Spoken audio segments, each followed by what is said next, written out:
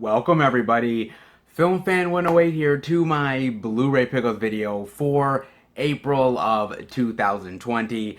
And as you can see here, a very interesting stack to talk about this time around, guys. So let's get into it, shall we? With the first title that I picked up for the month, and that is none other than Burial Ground from Severin Films. And look at that really great slipcover there. Really nice. The gates of hell have opened. Very nice. And on the inside, the art right here. Really great art, man. I love that. Ooh, I love that so much.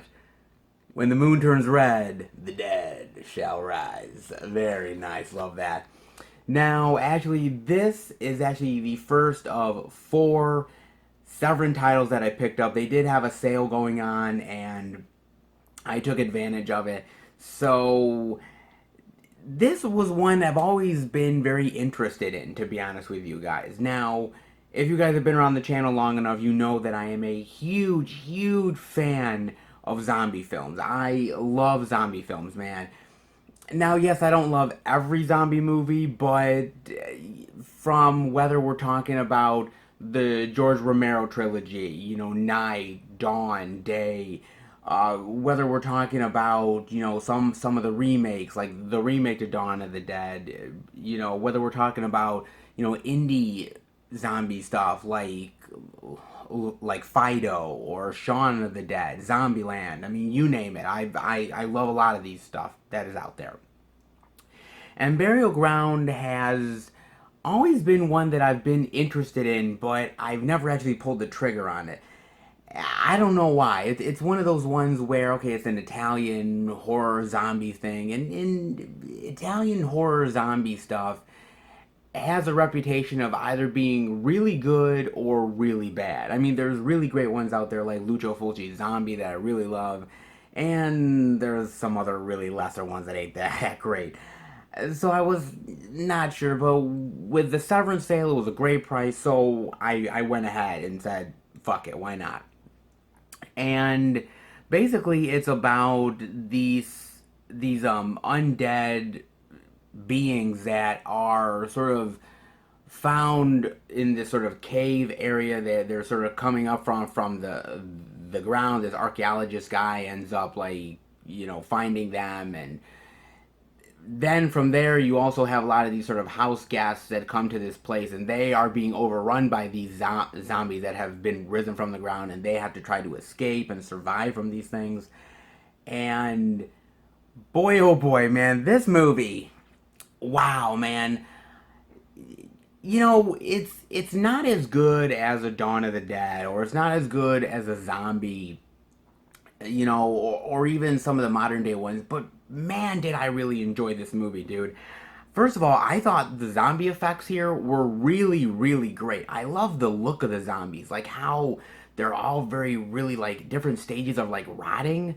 Like, some are, like, you can clearly see the skulls. Other ones, they still have sort of, their sort of wounds, but they still look semi-human. Like, there's different stages of zombies, and I really love the design of all the zombies. Not only that, but I really love the music here. The music is incredibly atmospheric. It's very creepy and foreboding, and it really got me in the mood. Outside of that, look, the acting is not exactly the greatest here, but when you're talking about Italian horror zombie things, you're not coming here for the acting. Let's be real here, man. You're not really doing it. It's a good solid zombie movie outside of some of the cheesy acting, but I will say something here, okay? There's a relationship between this mother and her son in the movie, okay? And I don't know about you guys, if you've ever seen this movie, but the son is supposed to be, I don't know, like 10 or 11, somewhere like that. Maybe he's a little bit older, but my God, this person does not look like a young kid. Like, I was incredibly creeped out by this dude. Like, this dude is like he had to have been in his 20s or something, or mid 20s, doing this role, because they're trying to pass him off as a like 10 or 12-year-old kid. Damn, dude. Yeah, no, man. That relationship between the mother and the son is so goddamn creepy, because you know there's moments here where the son is kind of looking at the mother in a very sexual way. Like he's kind of he's almost like a voyeur. Really creepy stuff, dude. And he's always like, "Mama, mama," and I'm like, "Shit, man. Fuck, where's the adoption agency? Fuck, man. Like, god damn, dude. He was more creepy sometimes than the zombies were. Like, I was like, oh my god, man, damn. Like, I feel really uncomfortable here. This mother and son relationship is not right on any level. And oh, good lord, dude. That was probably the most creepiest thing in the movie outside of the zombies themselves. Shit, man. This movie has some unintentional funny moments to it. It has some unintentional creepy moments that maybe they weren't expecting, but it came out that way. But overall, I have to admit, the movie is fun. The movie's fun. The movie's creepy. It's atmospheric. The zombies look really fucking awesome here. You know, there's a lot of really bad zombie movies out there, like movies like Flight of the Living Dead, which is pure shit, and other movies like that. This is not a terrible zombie movie. It's not the A-list zombie film, but I would probably put it in the B level of zombie films. Not up to the level of Dawn of the Dead or Day of the Dead, Zombieland or any of that other stuff. But I would say it is still getting up to a top tier level, just based on, I think, the gruesomeness of the blood and gore effects, which are really great here. A lot of cool blood and gore, like biting and like tearing into flesh, like really great stuff here. The zombie effects are really cool, so there's a lot to really like here, man. Outside of that really creepy mother and son relationship, oh god, still gets me, man. Shit. But honestly, Severin did a really great job with this disc, guys. You have here Legacy of Terror featurette on the historic house location, which is very interesting. They talk about how it's been used in other Italian horror movies, how it was used here. Very interesting stuff. You have Peter Still Lives, Festival Q&A with actor Peter Bork. This is the guy that played the son in the movie. And I was right. He was like 20-ish when he played this role. And the reason why they gave him this role is because they thought he looked young enough to play the role. And he, obviously working with kids, you got to deal with obviously them being scared and, having to, do school on the side. They can only work certain hours. So they were like, okay, we're going to have this guy. But damn, dude, I'm sorry, man. This creeped me the fuck out, dude. Like, I was not prepared for, like, the unintentionalness of, like him not looking like a 10-year-old and trying to, like, get with his mother. Like, oh, no, man. Oh, shit. But honestly, this guy, though, I have to admit, he is actually really great. He talks about working on the movie, talking about some of the other smaller roles he's done, but he's mainly known for this. He talks about, hey man, it was creepy doing the role because he knew he wasn't a kid. The chick was hot, that was his mother. It's a good interview, dude. You also get Just for the Money interview with one of the other actors. Now, she actually played the mother of the son, and she has some really great stories as well. Really great stuff there.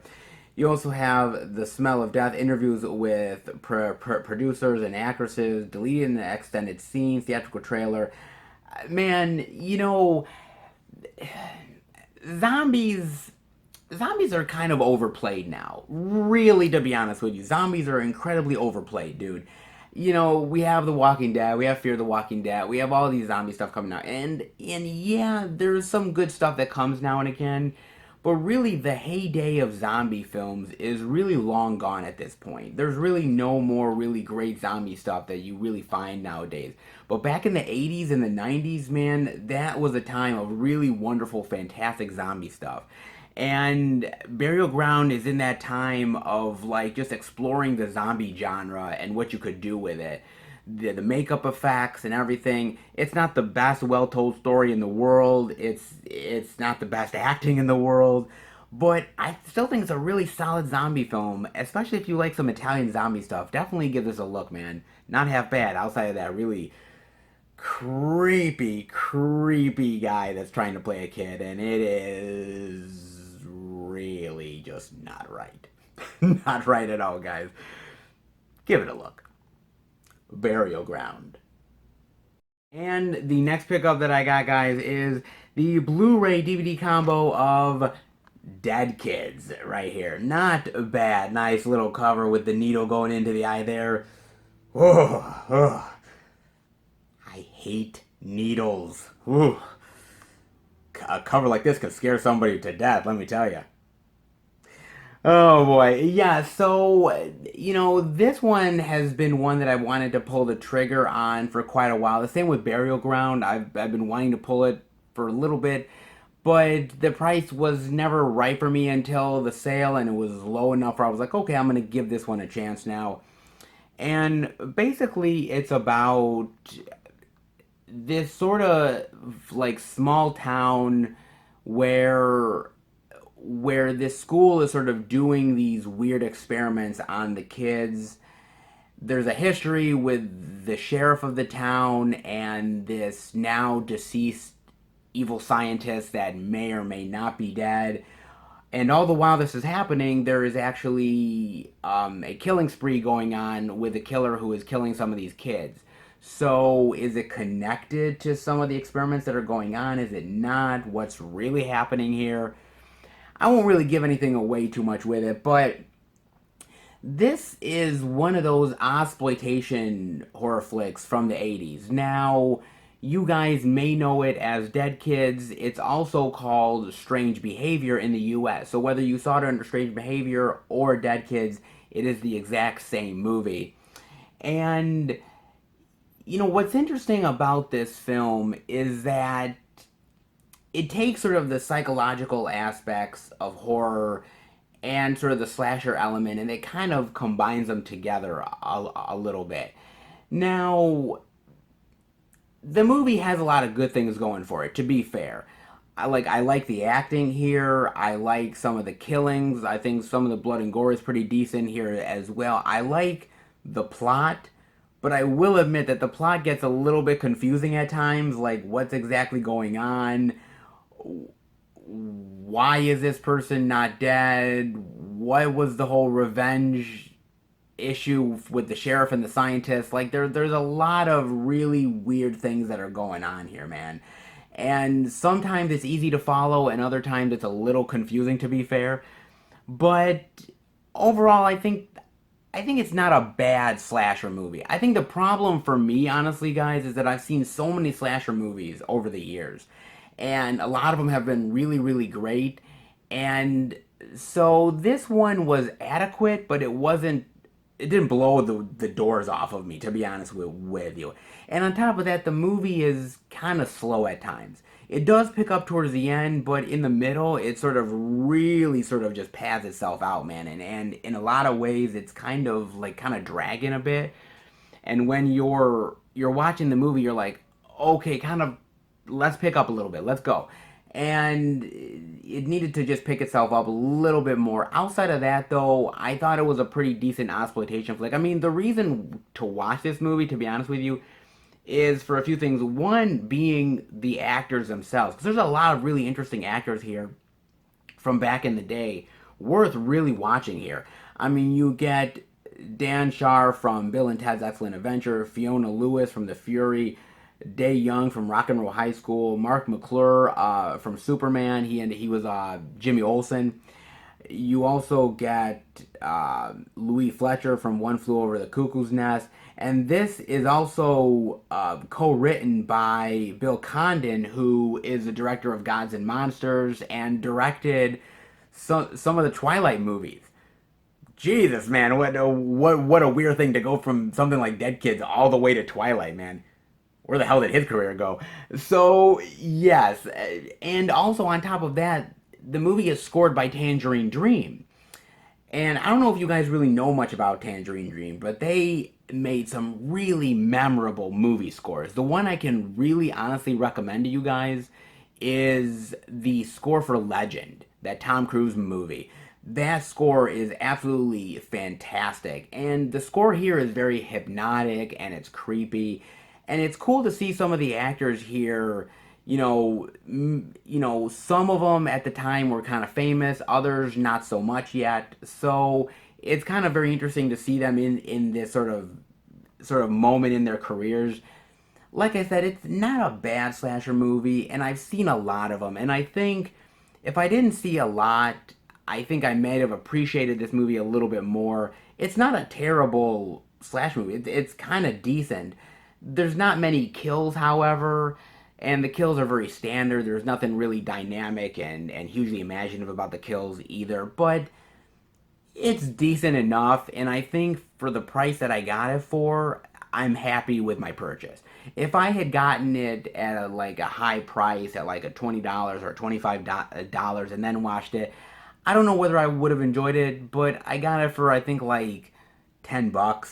So for me, this is adequate. This is fine, and it'll definitely stay in the collection.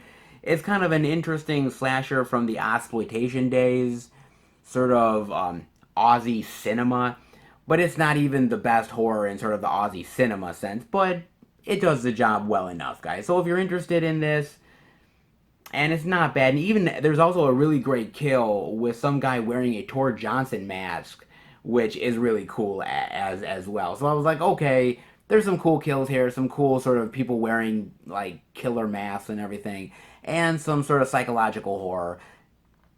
I'll I'll take it, guys. It's not the best, it's not the worst, it's adequate, and that's fine by me. Not half bad.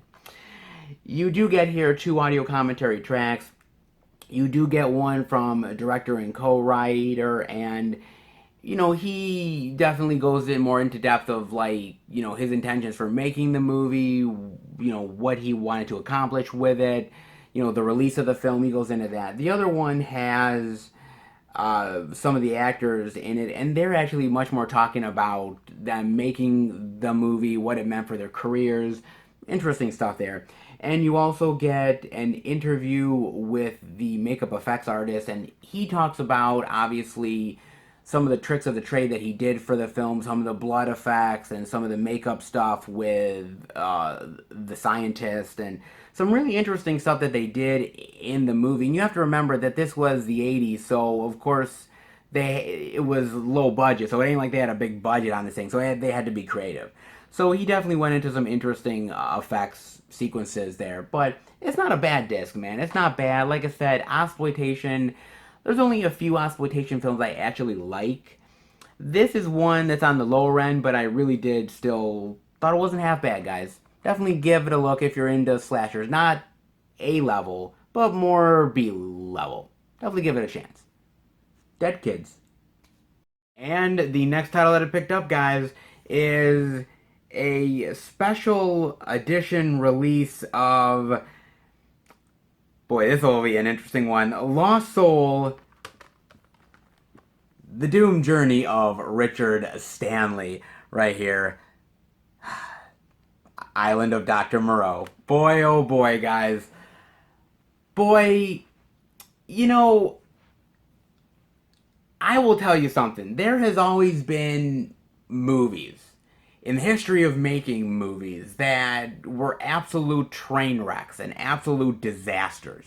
They're so infamous that it's like the making of the movie is more fascinating than the movie itself.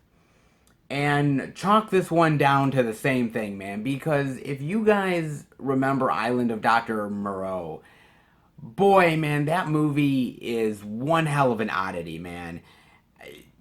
I mean, as much as I love Val Kilmer and some of the weird stuff in that movie, man, that shit makes no sense, dude.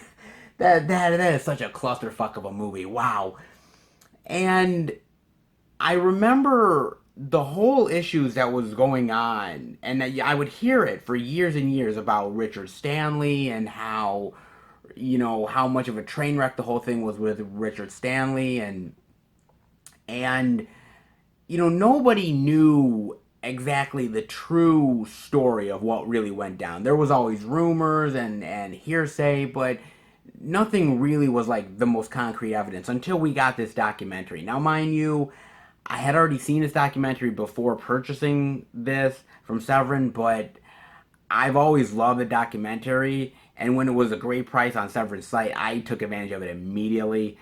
And wow, this goes into all of the history on the project, Richard Stanley's involvement, and really just Richard Stanley's fight for his own sanity, really, after this movie even, got slipped away from his hands. Wow, man. You know, Richard Stanley, dude, he has had such a string of bad luck, man. Talk about a guy who has had some really just shit luck at times, man. And I really love Richard Stanley. I mean, whether it's Dust Devil or Hardware, Color Out of Space, which of course I've talked about in the pickup videos not too long ago. And I always think he's a very unique guy. He's somebody who definitely has quite the imagination on him and somebody who's very eccentric. And the one thing I hate about Hollywood, man, and I've always had this issue is they take these indie directors, right? And they even do it nowadays. You look at, other directors out there, who have went from obscurity, and then Hollywood says, "Oh, you've made one really successful indie title. We're gonna put you, big and everything." And suddenly you're like, "No, no, dude, these guys aren't ready, man." And it's the same way with Richard Stanley. He had done Dust Devil, he done Hardware, and the studio says, "We're gonna give you this big budget, and we're gonna make this big adaptation of this H.G. Wells title." And of course, somebody like Richard Stanley, who loves that take, that H.G. Wells story, of course he's gonna want to do it, man. And he tried his hardest, dude. But whether it was bad weather conditions, whether it was egos up the ass, I mean, Val Kilmer is known for having an ego. I mean, he is very egocentric actor, man. I mean, I hate to admit that because I love Val Kilmer so much, but it's honest to God truth. And then you pair that with Marlon Brando. I mean, shit, man. Marlon Brando has always been one of these actors that has always given directors difficulties, man. You go back to that great documentary for Apocalypse Now, Hearts of Darkness. And there's that great scene in the documentary where Francis Ford Coppola is on the phone with, I believe it was Marlon Brando's agent. And, Marlon can only work this amount of days, and he's not going to come down here, and he's not going to shave his head, and he's not going to do this. And literally, Francis Ford Coppola is in a fucking war zone trying to make this movie, and he's like, "Are you kidding me? Like, we committed to this, we committed to that," and he's changing everything. He comes to the set, he doesn't know his lines were shit, and he's changing everything. He's being a drama queen. That's who Marlon Brando is. And so you look at somebody like Francis Ford Coppola, who had already dealt with directors and difficult actors already. He'd already dealt with those people, so he kind of knew how to deal with the situation. Richard Stanley, dude, he was unprepared for that shit. He was unprepared for dealing with the egos of Val Kilmer and Marlon Brando, even though people kind of told him that things were going to happen.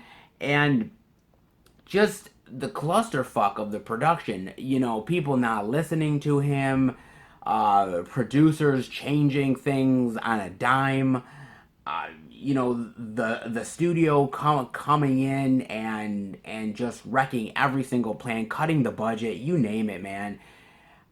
you know, dude, man, this documentary, and honestly, guys, this is such a fascinating documentary to dive into. Not only if you're a fan of Richard Stanley, but if you're just a fan of doomed, failed movies and just the whole kind of dramatic tale that happens from it. I mean, there's been so many great documentaries about that. You know, you look at, like I said, Hearts of Darkness. You even look at a documentary from the Alien quadrilogy disc. You look at Alien 3. And even though I love Alien 3, you look at that documentary. That is such fascinating shit, man, that Fincher had to deal with.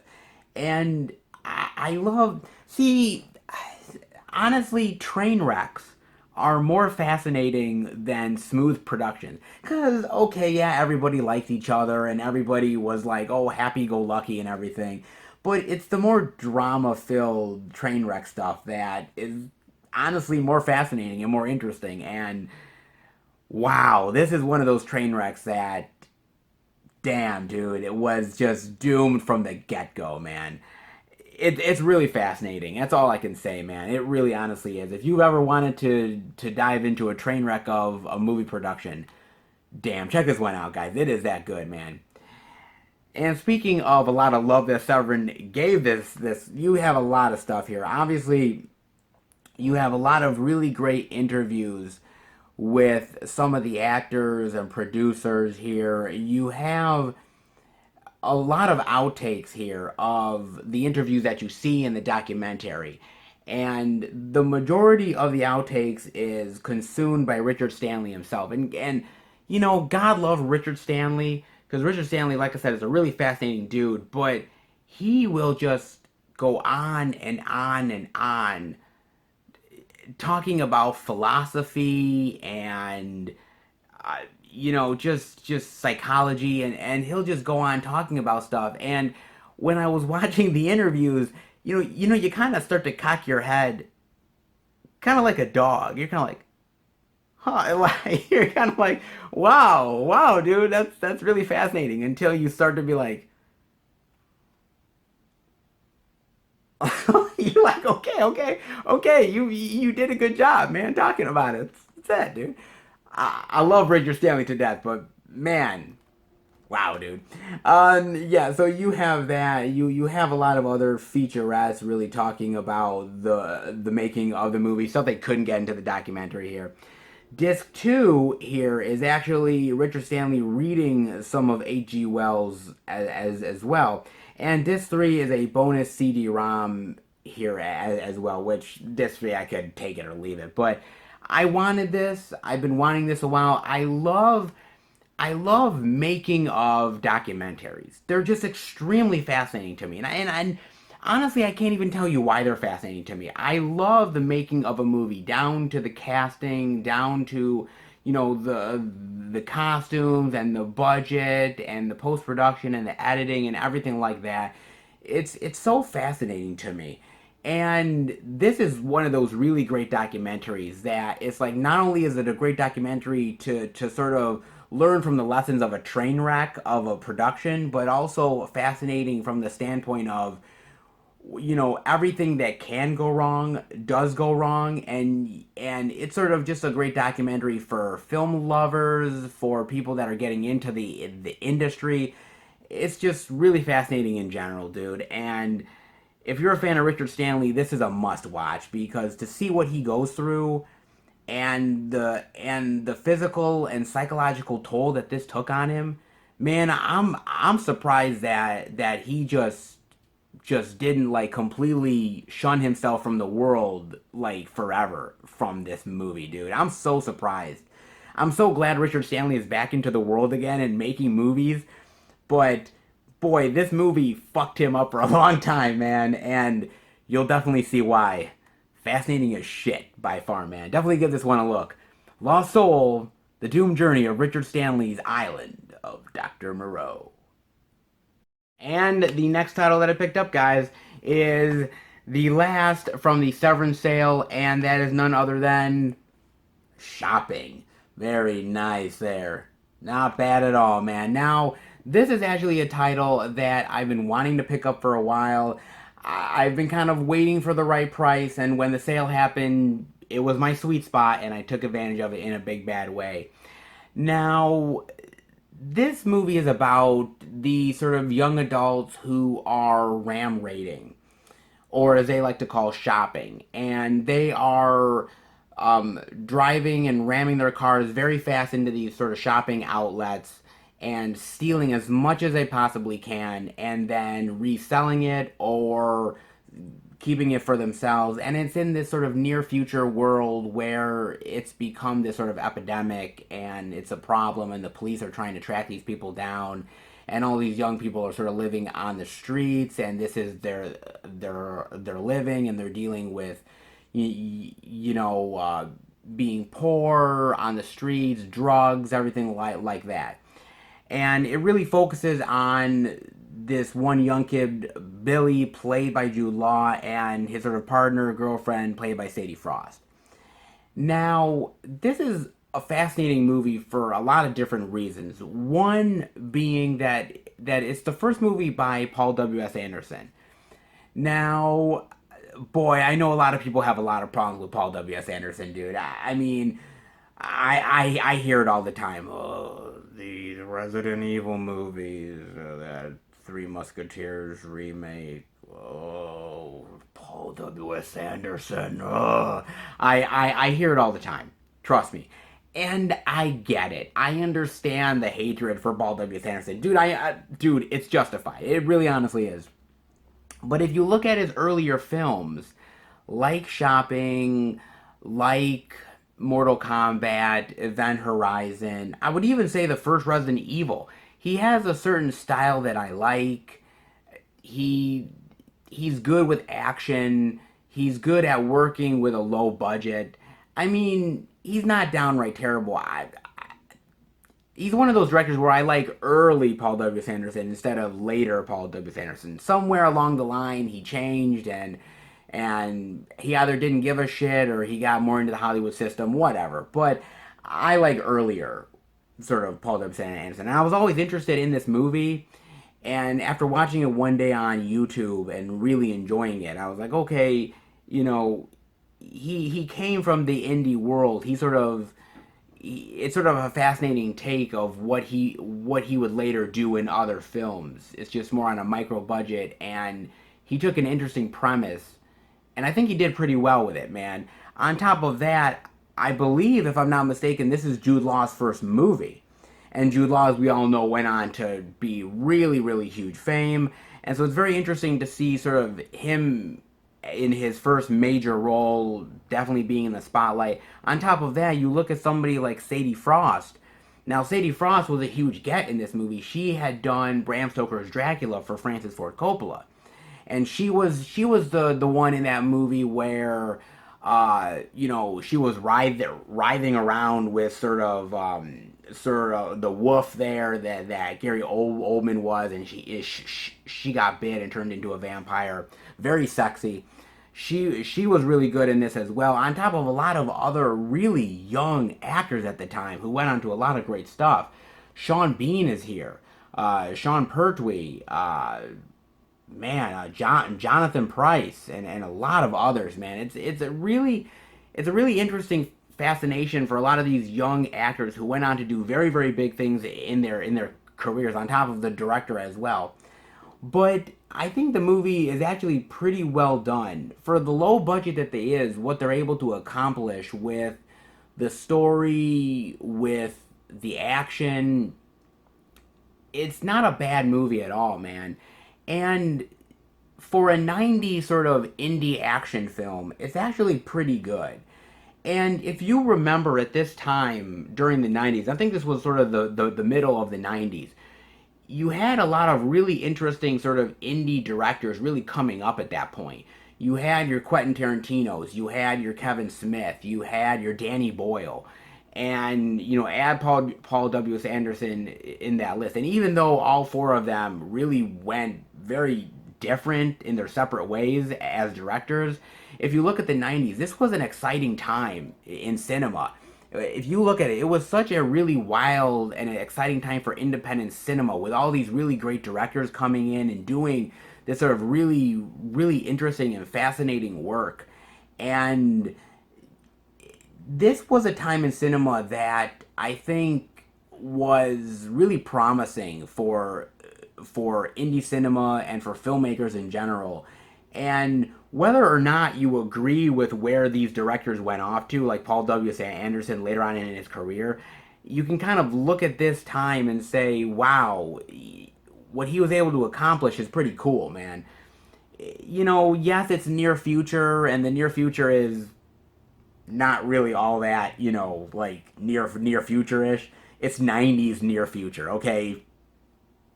It ain't much, but it's not bad though, man. It actually is really interesting. I really do enjoy the movie quite a bit. I think the acting is really good here. I think the acting on a low budget is not bad. The action itself with ramming into the stores with the cars, the sort of overhead with the helicopters and everything. I mean, for a low budget, what they were able to accomplish is actually pretty impressive, guys. I absolutely really do enjoy this one quite a bit, man. And Severin definitely did give us some interesting love. You have audio commentary with Paul W. Sanderson and producer Jeremy Bolt. These guys are very honest about their intentions about the movie, what they were trying to do and make with the film, working with the actors. Very great audio commentary. You also have a featurette with Paul W. Sanderson and Jeremy Bolt, and they're actually really honest about this movie, man. They really go into the fact of nobody wanted to give them an opportunity to make this movie. And even after they made this movie, and it's really fascinating because they talk about how where they were in their lives and where independent cinema was at the time, you would think that this would be easy to sell, but they didn't sell it in Britain very easily. And actually, anybody who saw this movie in Britain absolutely hated it. They got toasted with all kinds of like bad reviews and everything like that. And what's crazy is they said that it's weird because they sold it really easy in other states, in the U.S. and in other countries, and they got really great reviews. And then in Britain, they got hosed bad, and it was kind of like, wow, well, if I'm getting crapped on here, I'm just gonna move to Hollywood and make films there, and that's what Paul W. Sanderson did. Really interesting stuff. You also have, you know, older making of interviews with Jude Law and Sadie Frost and Paul W. Anderson as well. And by the way, this is the uncut first time ever in America edition, so definitely a good one here, guys. And I will say this about Sadie Frost. And I want to kind of talk a moment about Sadie Frost. And Sadie Frost, dude, she had so much potential. You really look at Sadie Frost in Bram Stoker's Dracula and this film, and how really great of an actress she is, a bold actress. And what happened after this film is her and Jude Law fell in love, and they had like 2 or 3 kids.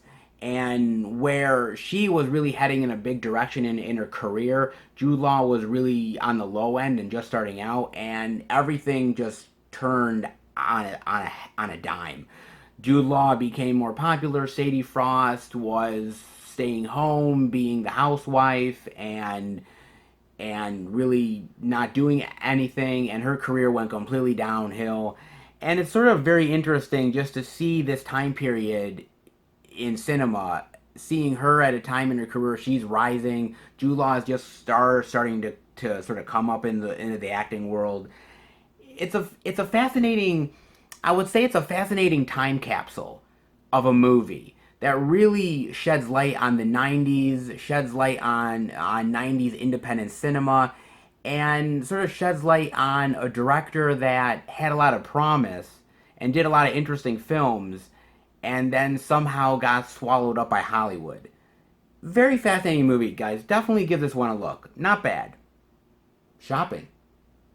And the next title that I picked up, guys, is a title from Kino Lorber, and that is Transylvania 65000. Hey, oh, da da da da da da da da da da da.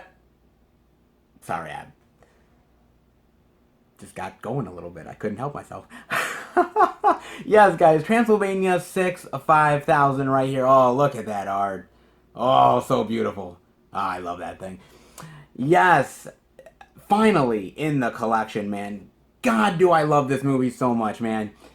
Basically, this movie is about two tabloid reporters played by Jeff Goldblum and Ed Begley Jr. And their boss is like, you have to go find the Frankenstein monster or you don't come back at all. And they have to go to Transylvania and figure out the mystery of what's going on, and all of the hilarity ensues from there. And oh boy, man, this is so great, dude. I love this movie so much, man. God, this is one of those movies that I watched during the VHS era, man. God, and this was great. And you know what was great about this movie, at least for me, because my mother is and was still is a huge Frankenstein fan. Love the Universal monsters, and anytime a movie would kind of do something fun and interesting with them, whether it be the Monster Squad or uh, old school things like Abbott and Costello. She always sort of loved that kind of stuff, and this was another one of those, man. And this was sort of my first, I think, one of my first really times where I got to experience Jeff Goldblum. And boy, that was an experience that lasted now a lifetime, because boy, I love that guy. And it's just a really fun and kind of, a little creepy at times, especially if you're a young kid, kind of romp. And it was really great, dude. I think the comedy here is really fun, and you have some really great people in here, dude.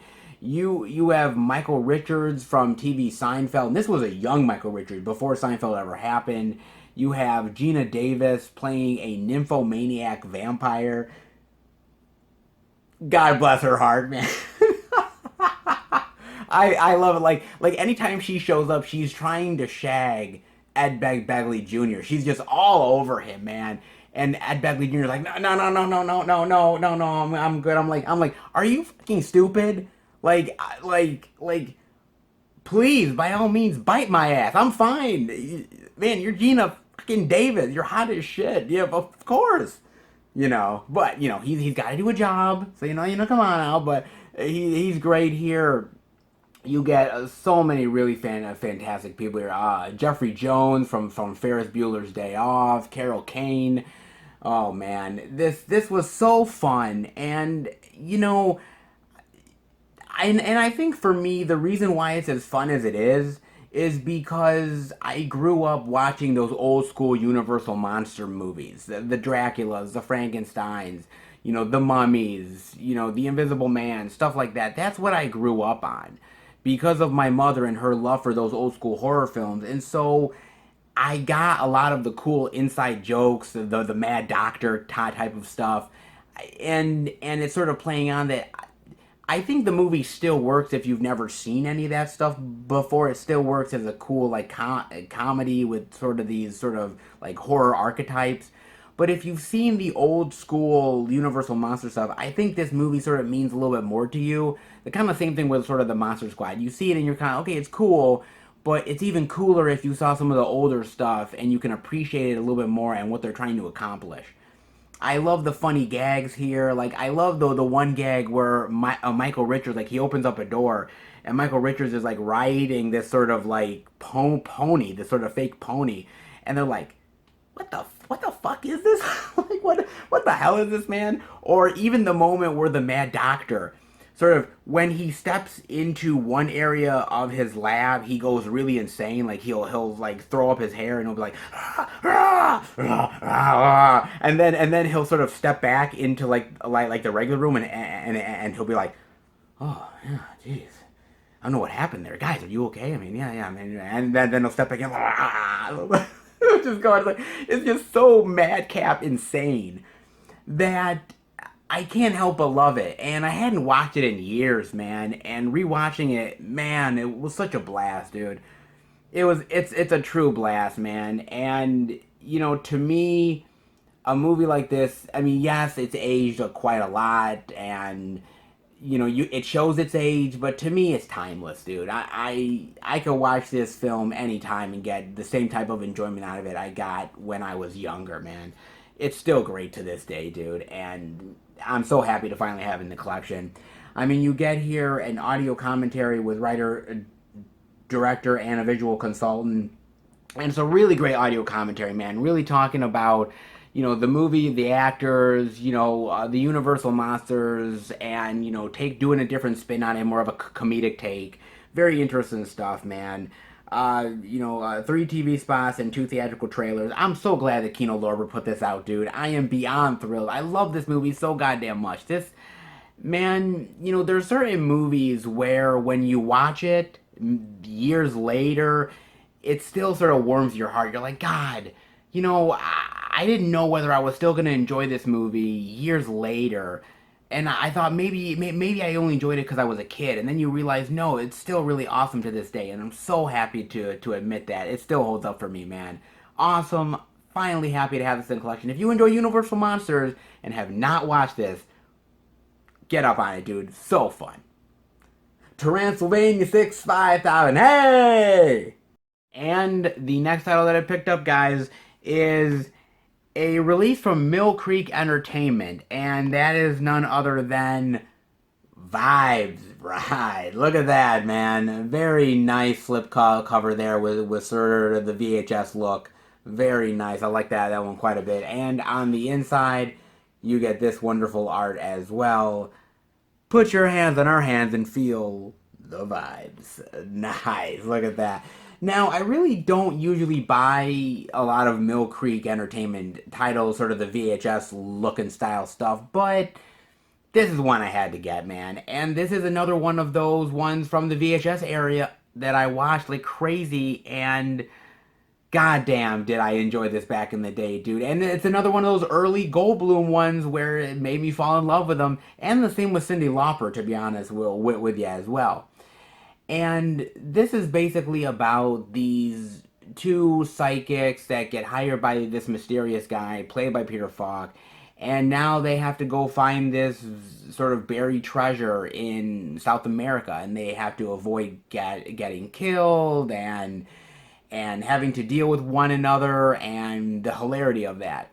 And man, this was always a fun one. This was always fun, dude, and I always had a lot of really great fun times with this movie, man. Whether it's sort of Jeff Goldblum's sort of neurotic nature that he has in the movie, whether it's Cyndi Lauper's sort of flamboyant way that she acts, to even sort of Peter Falk, man. Peter Falk is really hilarious as this sort of guy who's trying to trick these 2 people into coming to South America with him, and he's really hilarious, man. Peter Falk is so great, man. I mean, most people remember him from Columbo, and they're like, oh yeah, Peter Falk Columbo, and I'm like, no, dude, Peter Falk Vibes, like, fuck that, dude. I always remember him from that, and it's so great, dude. It's man. You also have Julian Sands in here as well. He plays, one of the people that is also looking for the buried treasure. Also, this is a fun one, man. And I also got a chance to recently watch this with my girlfriend, and she's not the biggest fan of Cyndi Lauper. I think. And it's kind of interesting because she talks about, when we were watching this movie, she talked about sort of the 80s. And she was like, the 80s was sort of the big wild, colorful sort of dresses and the wild style. And she sort of looks at Cyndi Lauper as sort of the epitome of that, of the 80s. And while we were watching it, of course, Cyndi Lauper had, wild style and, the wild colors and everything. And she's kind of like, oh boy, Cyndi Lauper. but she overall really enjoyed the movie. She liked the romance aspect with, Jeff Goldblum and Cyndi Lauper. And honestly, I'm not gonna lie, when you look at Jeff Goldblum and Cyndi Lauper, you're like, boy, these 2 are complete fucking opposites, man. How the hell would they even, like, connect with each other romantically? But I think the movie works a lot like that. I like the comedy here. I like the adventure aspect of being in Ecuador, South America stuff. And I like how they use the psychic powers. Like with Cyndi Lauper, she has sort of this sort of spirit inside her that's talking to her. Jeff Goldblum can touch an object and kind of know where it's been. I like that they use different psychic aspects to enhance the story. I think that's really cool as well here. Like, there's really cool stuff here where, like, in the beginning of the movie, like, Jeff Goldblum is touching something, and he's like, somebody's had sex on this table.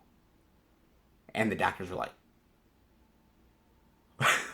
they're like, oh, what? And like that, or just sort of the really great scenes of like Cyndi Lauper trying to pick up a guy in South America, and like Jeff Goldblum trying to play her sort of stupid brother Ziggy. Like there's, oh my god, dude. Like there's some ridiculous stuff in this movie, but goddamn is it fun, man. And I think, for me, it's the nostalgia aspect of it.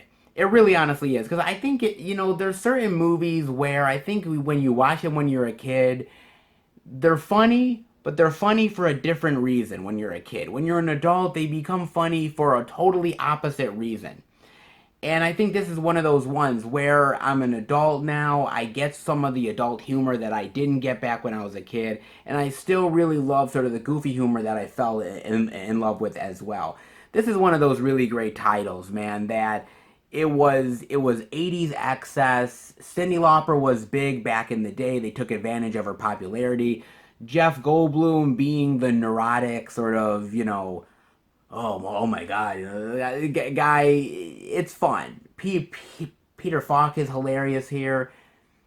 This is one of those gems that I don't think many people really have found over the years. It's kind of one that kind of got buried a little bit, where people are kind of like, oh, vibes. Like when people talk about Jeff Goldblum, they'll talk about Jurassic Park. They'll talk about a lot of other titles that he's been in, and some really great movies.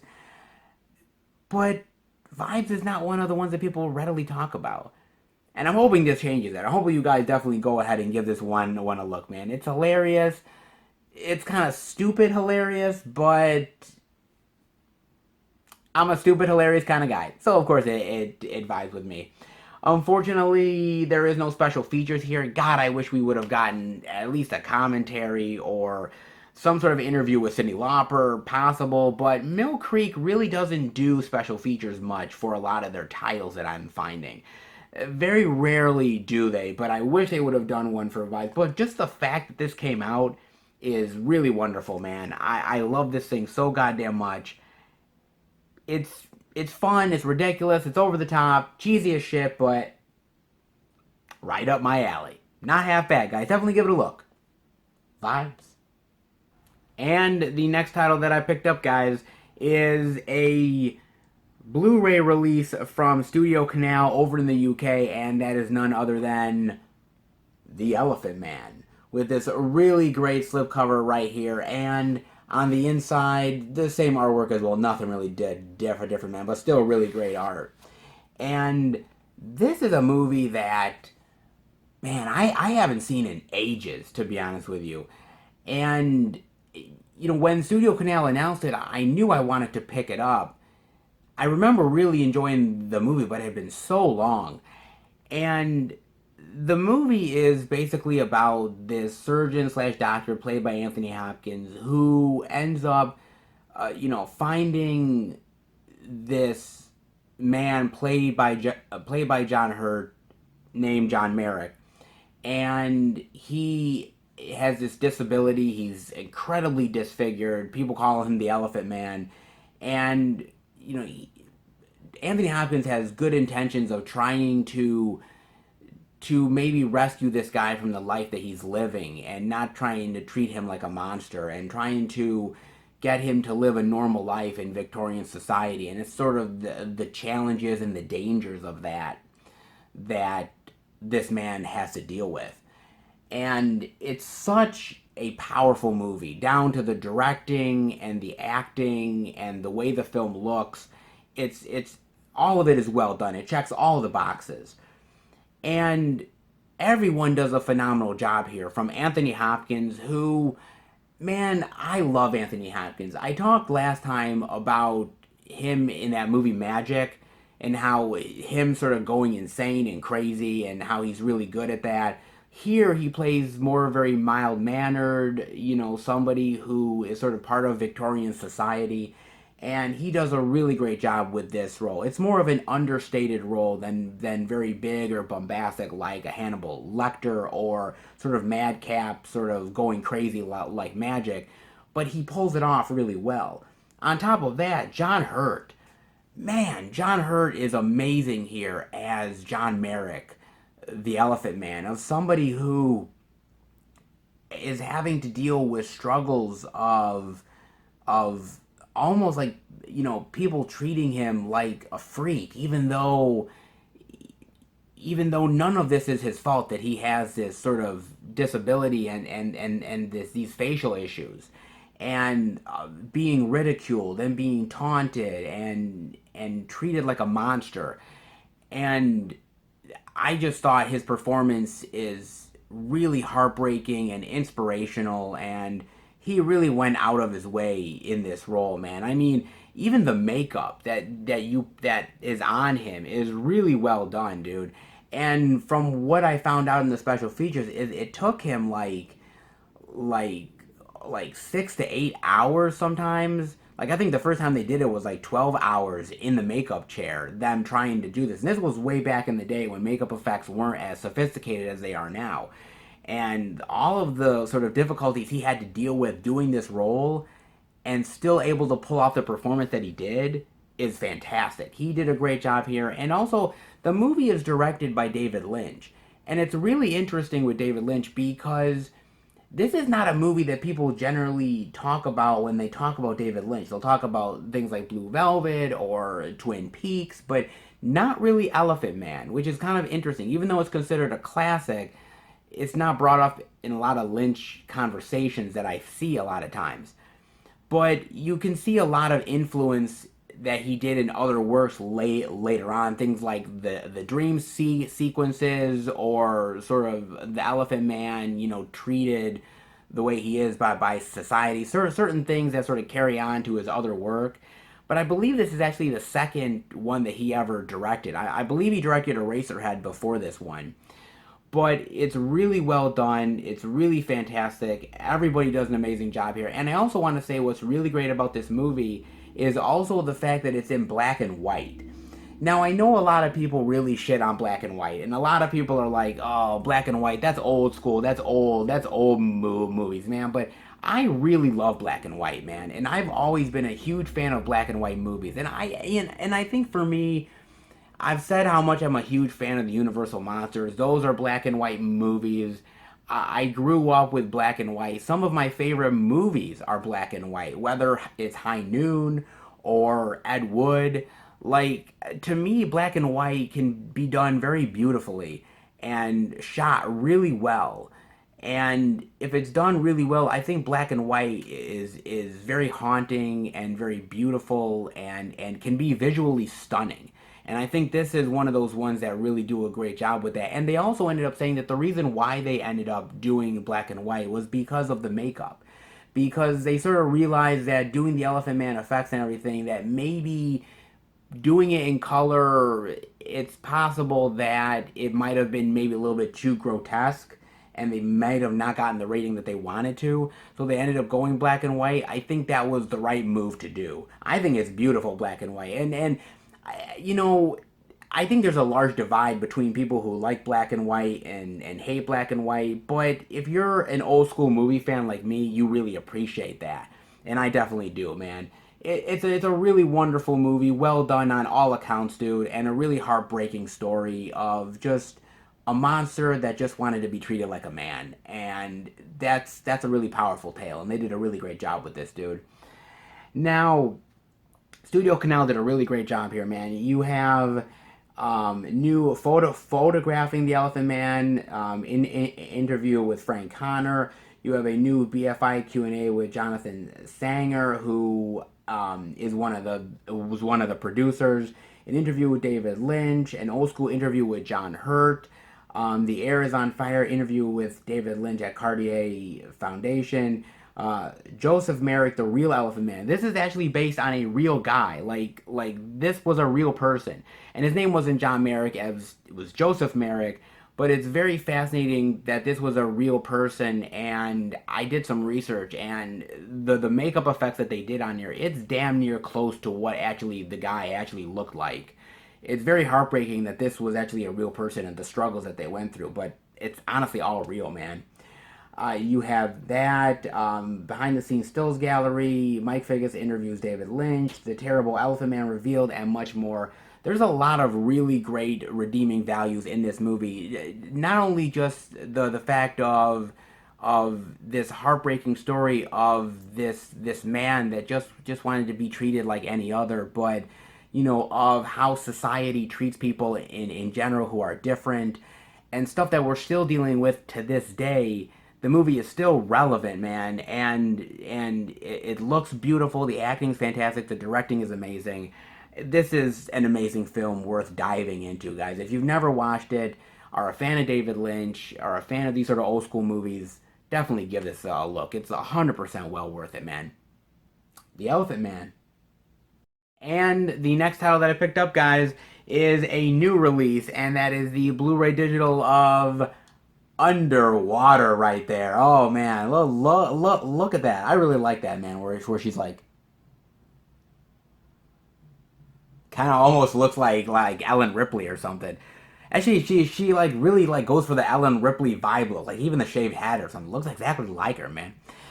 Now, this is an interesting movie. So basically, the premise of it is that there is this sort of mining colony that is it's sort of 7 miles sort of beneath the surface of the ocean, and the colony itself is starting to self-destruct and sort of explode, and something's gone haywire and wrong. And Kristen Stewart is one of the engineers, and her and a few of the people who are trying to sort of get out of there, that are trying to survive it, are doing their best to sort of try to deal with the malfunctioning of this station, but at the same time there's sort of these weird like creatures in the ocean that are definitely not friendly, and they're trying to sort of like survive these things as well. So they're fucked. so they're just doing their best, man, to try to survive all this crazy crap, dude. And this is really interesting because you know I didn't think much about this movie. I honestly didn't. And when the Out and About came, and it came time to try to talk about this movie, I watched it because I was interested to what this was going to be. Because I was like, oh, okay, man, Kristen Stewart, which I honestly don't hate Kristen Stewart. I know a lot of people really have problems with Kristen Stewart, dude. They really do, man. I mean, it started with Twilight and the Bella thing, and it just went downhill from there. I think she's actually a decent actress outside of the Twilight stuff, but hey, man, don't kill me. But I think I think to myself, well, this seemed like a movie that was kind of dumped back in January, and I was like, it doesn't seem like something I'd be interested in. But after watching it, I'm realizing this thing is amazing. It's tense, it's creepy, it's atmospheric, it's got some really great horror elements to it. I love the design of the creatures. Like, this thing really blew me away, and I was not like I was ready to go into this movie not liking it. And I left like I was thinking, wow, I can't believe this thing is as awesome as it is. And I think it comes down to a lot of things. First of all, I think it comes down to the performances.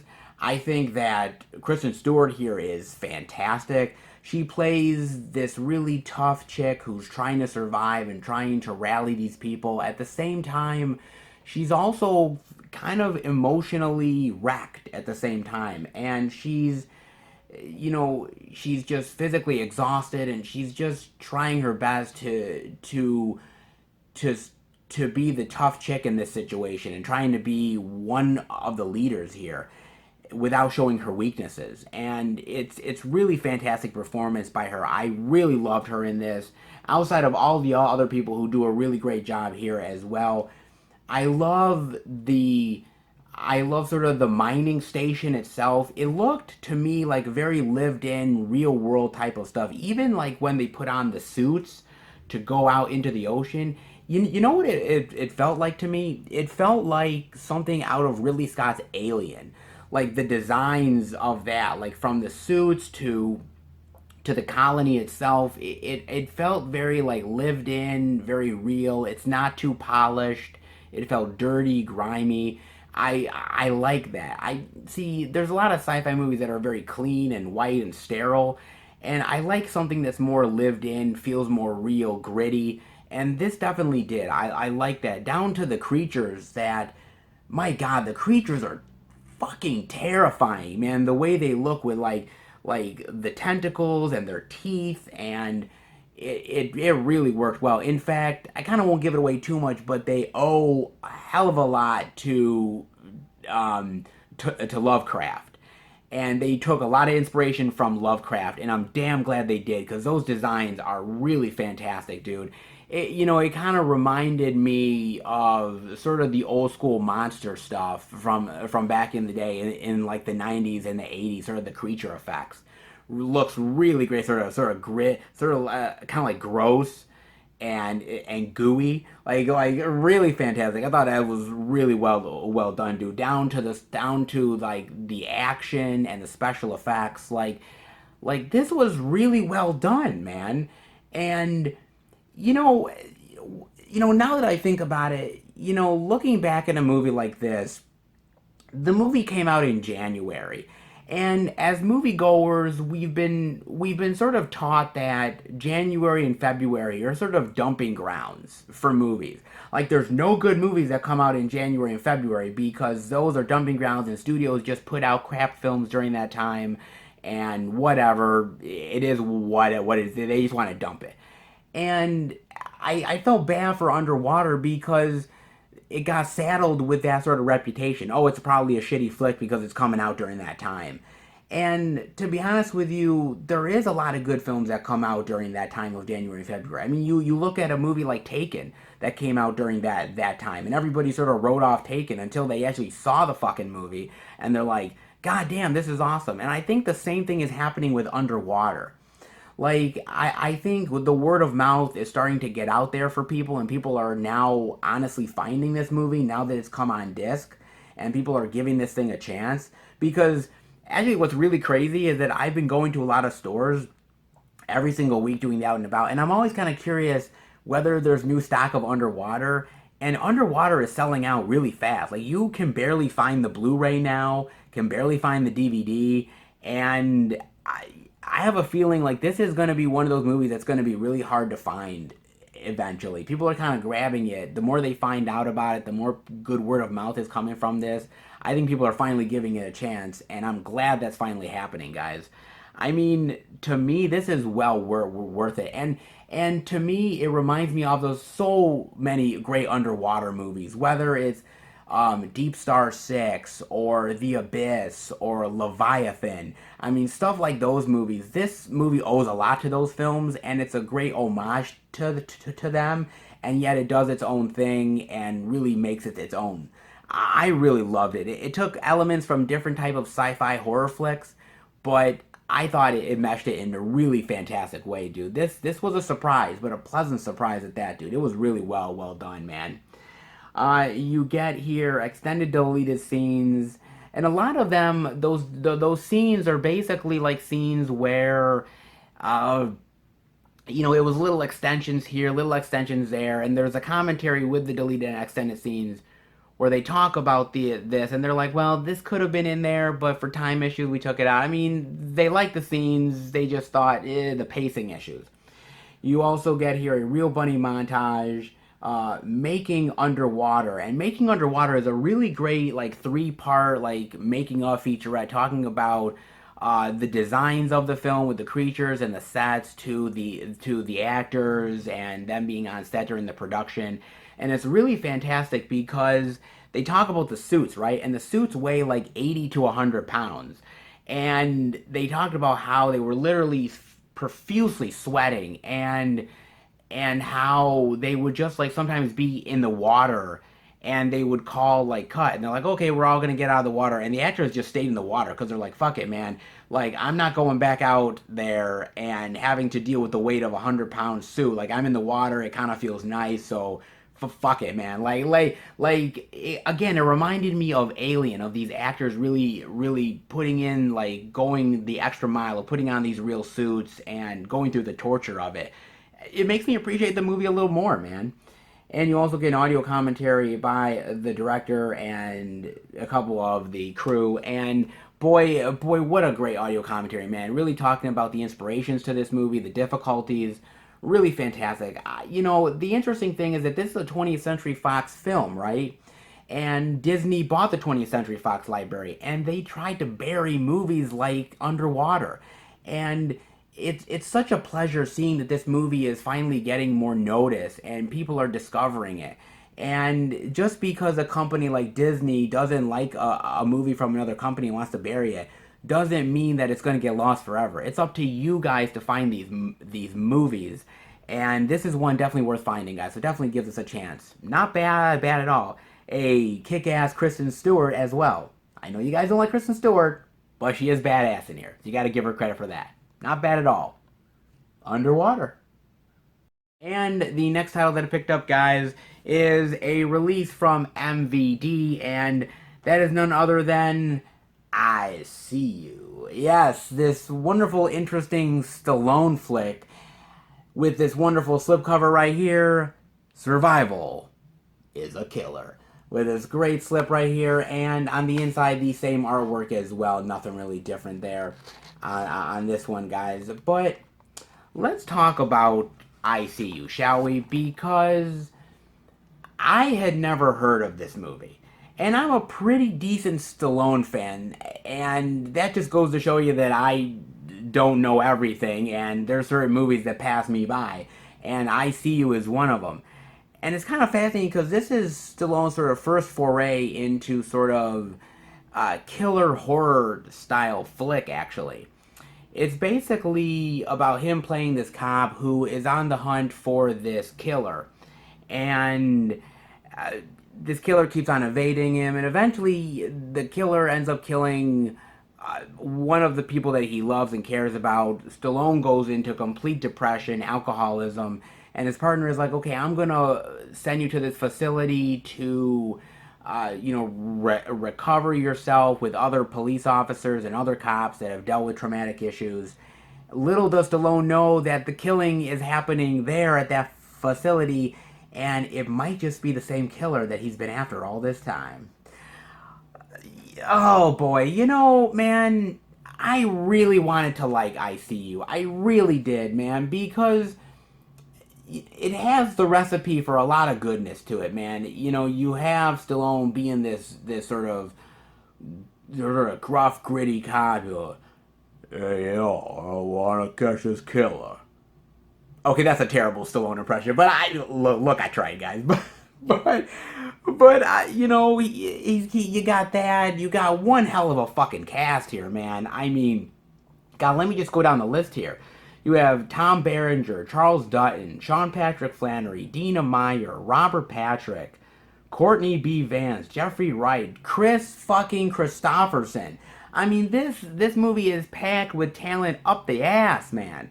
And the unfortunate thing is that these actors are not saddled with a hell of a lot of shit to do, man. I mean, they're there for the star power, but they're not given much to do. And Stallone tries to be sort of the action hero guy, but it doesn't quite work in this tale.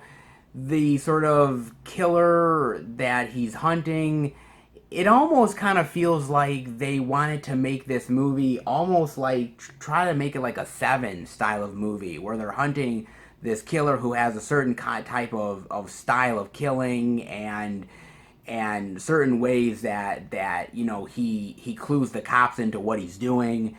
And they almost tried to like copy Seven or something, and it didn't quite work, dude. Like, it's sort of the redheaded stepchild of what Seven would be. I mean, really, honestly, it is. I didn't find the killings all that unique or interesting. You really don't even get to see any blood or gore or any of the killing itself. It's all pretty much off screen for the most part. You know, the who done it as a killer, you kind of see it coming a little bit, but at the same time, you know, it's also a little bit of like plot holes in it as well.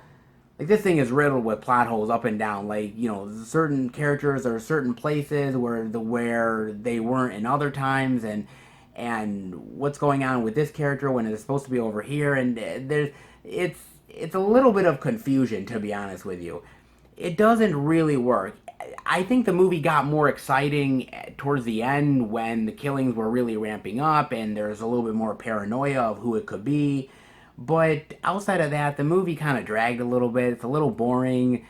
Stallone feels kind of bored in this movie. He kind of feels like he's kind of like doing it for a paycheck more than he really cares about the action in the flick. He tries to do his signature, like, you know, like, hey, like his hero line that he does when he kills the bad guy, but even that's lame. It's not a very exciting action movie. It's not an exciting sort of killer on the loose horror flick. It's pretty much lame regardless, guys. I hate to say it, but it really is kind of a lame duck. It's a shame on this one. With all the talent involved, you'd think it was good, but no. But I mean, they do try here. I mean, you get a lot of old school interviews with all the cast. Now the interviews here are all from the set of the movie, so they're talking about how great the movie is, how wonderful. Of course, they're gonna do it. They're trying to promote the movie, man. Outside of that, you also end up getting you get a never before seen original version of ICU under its original title called Detox. Now, I ended up watching the alternate version of this movie, and to be fair, the alternate version is what it is basically certain scenes that are in the front of the movie end up becoming flashback sequences for Stallone once he's in the facility. So they just really jumble things around really after the fact. So they made the movie more coherent in the theatrical version than what they do in the sort of alternate version of the movie called Detox. I think I like the theatrical version a little bit more than I do the Detox version. Like I said, it's a little less confusing in the theatrical version. It's a little less jumbled. It's a little more straightforward, which I like. But the movie is still a bore, unfortunately, and God, even Stallone's star power really can't save this one, guys. I hate to say it, man. Give MVD credit for putting this out. I mean, it's Stallone. If you're interested in Stallone, give it a look. It's one of the lesser known Stallone titles. I mean, it's pretty much one I'm pretty sure you guys probably never even ever even knew about. But yeah, it's not that great, man. And probably not going to stay in the collection. I hate to say it. I love Stallone, but this one's a real dud. Yeah, it happens. Not everyone can be a winner. I see you. And the next title that I picked up, guys, is the first of 4 Kino Lorber releases that I got during a sale of theirs. And that's none other than Gross Anatomy right here, man. Wow, what a blast from the past, man. God, I hadn't seen this one in a long while.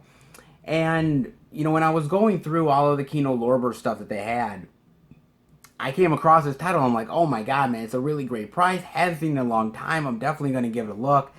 And the movie is basically about Matthew Modine, who plays this sort of first-year medical student, wanting to be a doctor. And it's just the journey that he goes through, the challenges that he has to deal with, you know, dealing with the professors, dealing with studying, you know, finding love, you know, the comical aspects of being a medical student. And this is a fun one, man. You know, I watched it years and years and years ago, man. Like probably like my mid-teens, I would say I watched this, and I liked it. I don't know if I absolutely loved it, but I really liked it. And it's one I kind of forgot over the years. But rewatching it again, I enjoyed it, and I think I enjoyed it even more now than when I did when I originally watched it. And I think the reason why was because, you know, being a little older, being more sort of adept at what the world is. I kind of found it a little bit more sort of, I wouldn't say realistic to life, but the fact that I kind of related to the characters a little bit more than probably I did when I was younger. But what makes this movie is Matthew Modine, man. Matthew Modine makes this movie fun. He makes it fun. He makes it interesting. He makes it lighthearted. And Matthew Modine back in the day, dude, like he was the guy. Like he was the guy that was like, okay, Matthew Modine, man, he's the cool, calm, and collected dude. Like you kind of feel like you could relate to him, and I really appreciated his performance here. Not only that, but I appreciated Daphne Zuniga. Come on, guys. Daphne Zuniga back in the 80s, she was one of the it girls of the 80s, man. I mean, whether we're talking about Spaceballs or so many other ones, man. She was high on my list back in the day, dude. And watching her again, man, I love her sort of back and forth with Matthew Modine, sort of the will they, the won't they stuff. I thought she was really fantastic here. And it's just a really well done, told story of a kid who comes from a modest, small, sort of poor background that wants to make a better life for himself. That's not a bad story, man. It's a really great, well told story. It's a story that's been told time and time again, and it's really well done here. And I like sort of the challenges that this character goes through.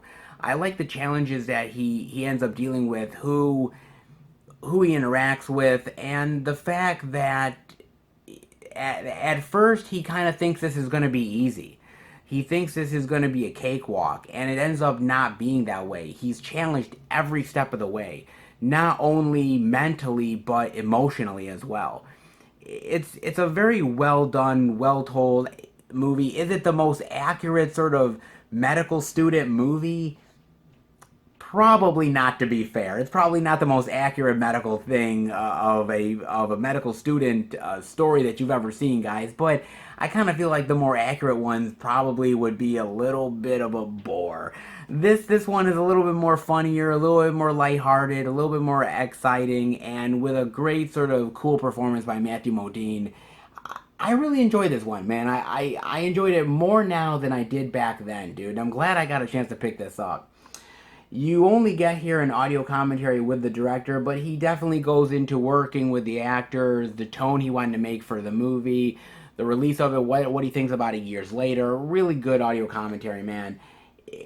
It's one of those, it's one of those kind of forgotten gems that when you finally see it again, you're like, oh, gross anatomy, yeah.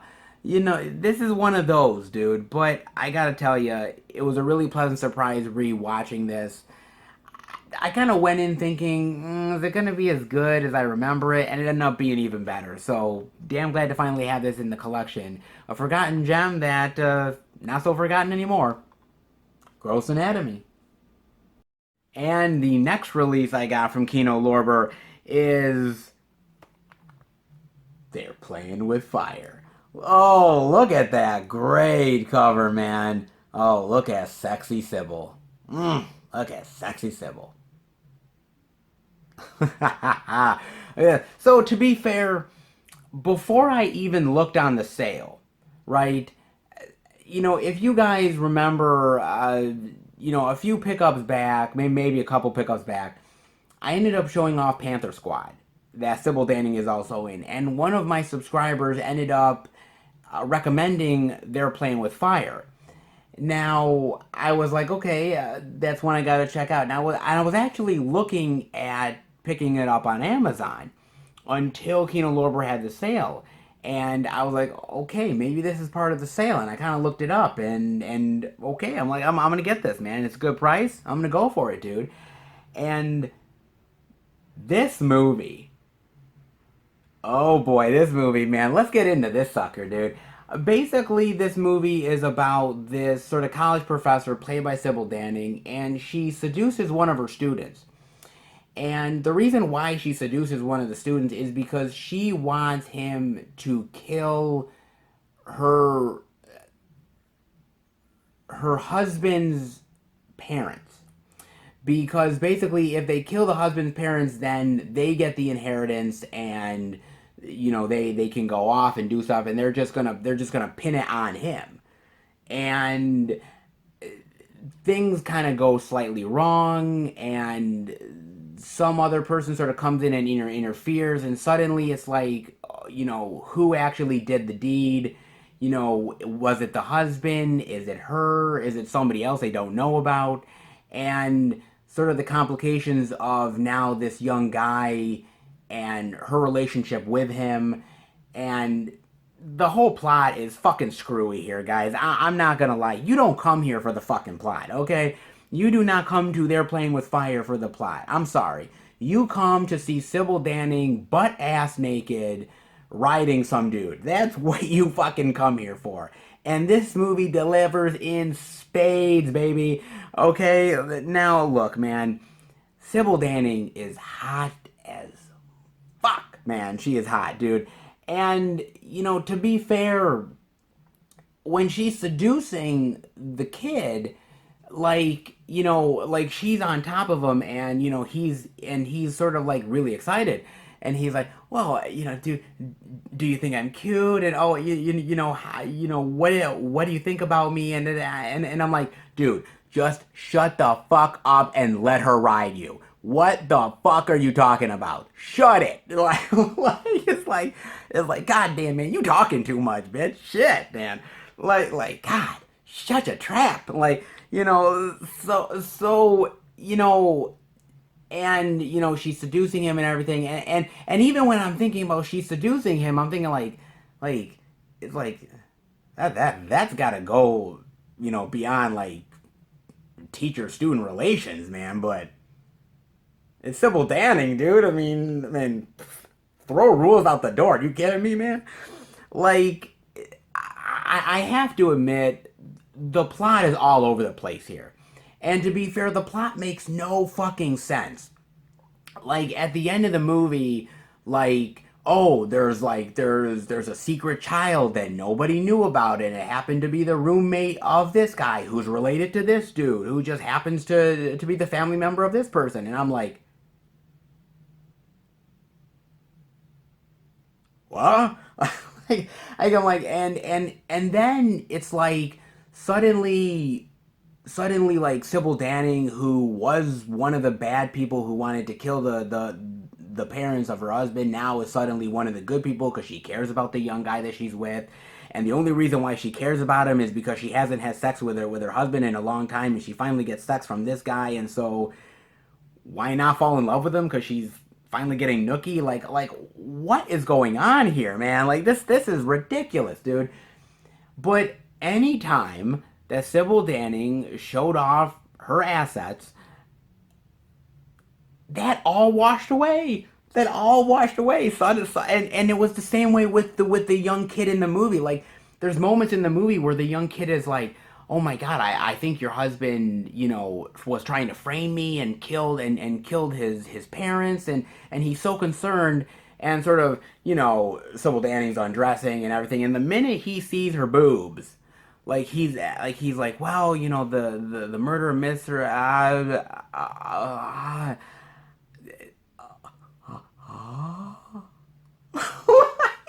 completely.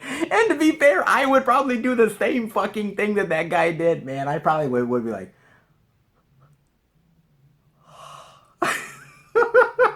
I probably would, dude. I'm not gonna lie, man. Like, Sybil is sexy as fuck, man. And Sybil is one of those chicks, man, that, I watch in Howling 2 or Panther Squad or some of these other movies, and I'm just like, man, this chick is absolutely gorgeous and stunning, and man, if I had any opportunity to get with her, I mean, she would probably break me in half, dude. But god damn it, it would be worth it, man. Jesus, it's a fun movie. It's trying to be sort of a goofy 80s teen comedy, and also a revenge movie and a thriller at the same time. Like, it's trying to be all these things at once, and quite honestly, it doesn't really accomplish all that much, guys. But damn, is it fun trying, dude. It really is. This is all over the place, but Sybil is the one that makes this movie by far, dude. Oh man, you get a trailer gallery here, and you get an interview with star Sybil Danning, and God bless Sybil Danning. Okay, let's talk about Sybil for a second here, because in this interview she talks about how, you know, she was trying to do the sex scenes with the main lead actor here. Believe it was, I believe it was probably like Mike Brown or something, somewhere around that. Or, oh, Eric Brown, yeah. It was Eric Brown. So she was trying to have sort of these sex scenes with Eric Brown, right? And she says in the interview that Eric Brown had no chemistry with her whatsoever. In fact, he was not even into the sex scene. He didn't want to get naked. He was uncomfortable doing it. And she basically did all the work, man. And when I watch the movie now, I'm like, yeah, she did all the work, dude. I mean, she's trying to make it sexy and trying to make it, very enticing. And he's just sitting there like a stump on a log. And I'm like, and she's like, dude, if you would have gotten any other actor, they would have been 100 times better than him. And she even says in the interview, she's like, dude, she deserves a fucking Academy Award for making it half as sexy as it is, dude. And God bless her, man. She deserves it, dude. He wasn't into her. What the hell is this guy's problem, man? But she talks about how, being a strong female in movies and being a leading lady and how she wanted to be more tough in this movie. It's a very interesting interview, and Sybil is always a very candid woman, and she's always somebody that really speaks her mind, and this is one of those great interviews, dude. Honestly, fantastic. The movie itself, look, dude, the movie itself is 80s cheese that doesn't quite know what it wants to be. The plot is absolutely ridiculous. There's plot holes up the ass here, and I could honestly care less because you want to know why? Sybil fucking Danning, dude. Sybil fucking Danning. She is awesome here, man. She is sexy as shit. And when she's in her bra and panties or naked, all I'm thinking about is how much I love this woman. And you know what? I'd fucking kill somebody for her. If she was in front of me naked and she's like, would you kill my husband or my husband's parents? I would be like, okay, where's the gun? Where are you? Okay, what do I got to do? Like, I would do that in a heartbeat. Chick is hot as hell. I love Sybil Danning. Thank you, by the way, to one of my great subscribers for the recommendation. It didn't disappoint, not in the least bit. God, was this an interesting one. And Sybil Danning. So hot. They're playing with fire. And the next title that I picked up, guys, is the third in the Kino Lorber pickup sale that I got. And that is none other than River's Edge. And it's a movie that I actually have never watched. I've heard a lot about, but I never have gotten a chance to watch it. Now, it was a great price during the sale, and I was like, you know what, I'm going to give this one a go. And it's really interesting because it's about this young guy who kills this girl. He chokes her out, and he's sort of bragging to his friends, and they don't really believe him, don't really believe that he actually did this until they actually go see the body. And they're now kind of stunned. They don't know what to think or what to say, and it all affects them in different ways. Some of them do nothing. Others want to go to the police and tell the truth. Others cover up for them. And it's just the journey that these disillusioned and disaffected teens sort of go through. And it's a very interesting movie for a couple reasons. One, the fact that this is based on a true story. This actually happened.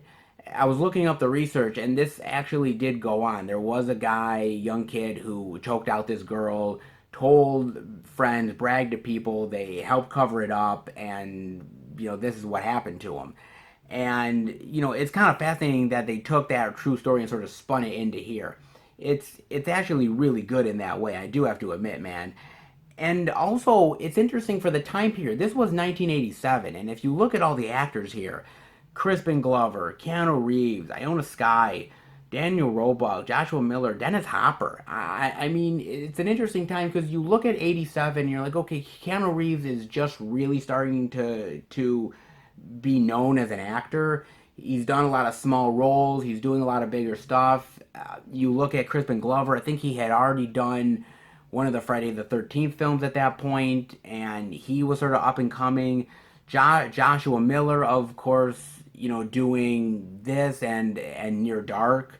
Dennis Hopper, of course, was already a well-known commodity at that point, but getting him was a big get as well. He was still pretty big in his career in the 80s as well.